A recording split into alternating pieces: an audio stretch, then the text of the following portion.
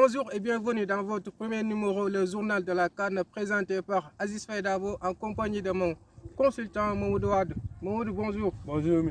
Dabo. Nous Alors, sommes aujourd'hui ici pour présenter une nouvelle édition sur le déroulement de la CAN qui débutera bientôt. On peut dire d'ici 3 ou 2 jours, on vivra des moments émotionnels, des moments de sentiment, des moments de plaisir pour tout le continent africain.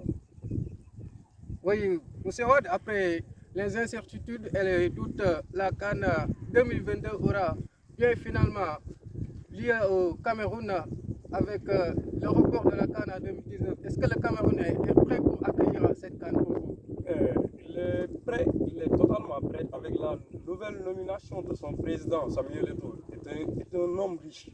Il va contribuer sur le développement de cette CAN.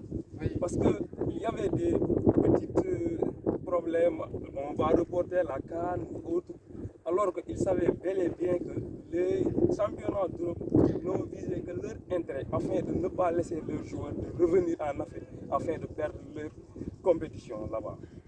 Okay, on peut dire que l'arrivée de Samuel Eto'o au FECAFOOT a donné un plus sur l'organisation de cette CAN après les menaces de l'Europe sur les joueurs africains.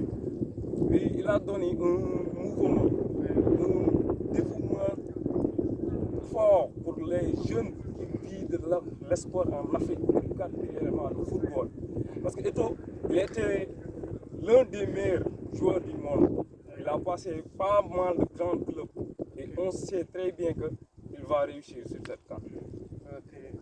Aliou Cissé a publié la liste de 27 joueurs.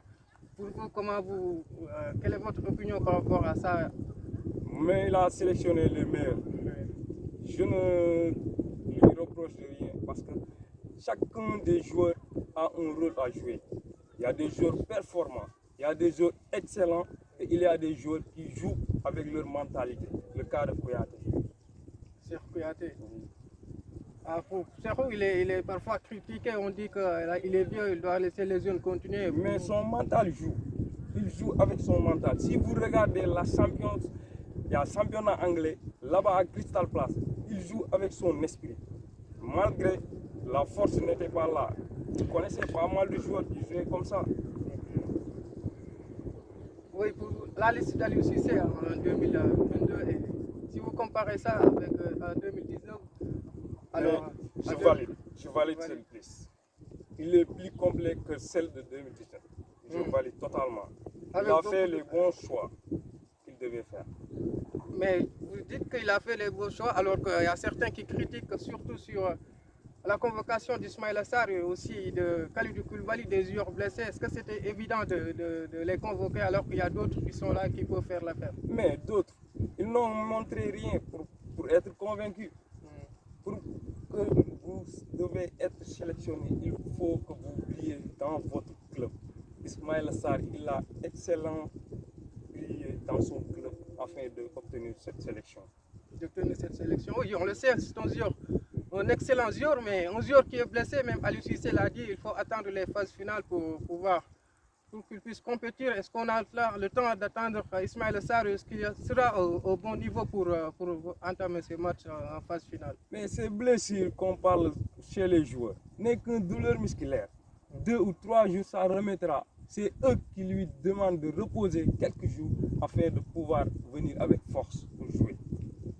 Alors, une dernière question, est-ce que vous pensez que le Sénégal peut faire l'affaire au Cameroun avec ce qu'il attend? Oui, je le pense très bien parce que nous avons l'équipe qu'il nous faut, les leaders qu'il nous faut. Le cas de Mendy, il a excellemment brillé au niveau de la Ligue des Champions. Mané aussi. Et autre chose, nous sommes là, Koulibaly, nous le savons, l'un des meilleurs défenseurs de ce monde. Le camp de Bamba Dieng, le jeune talentueux de l'Olympique de Marseille. L'équipe est complète et je sais que la Cameroun nous récompensera. Ok, on le saura d'ici quelques jours. Alors on se donne rendez-vous dans une semaine pour un autre numéro. Alors bye.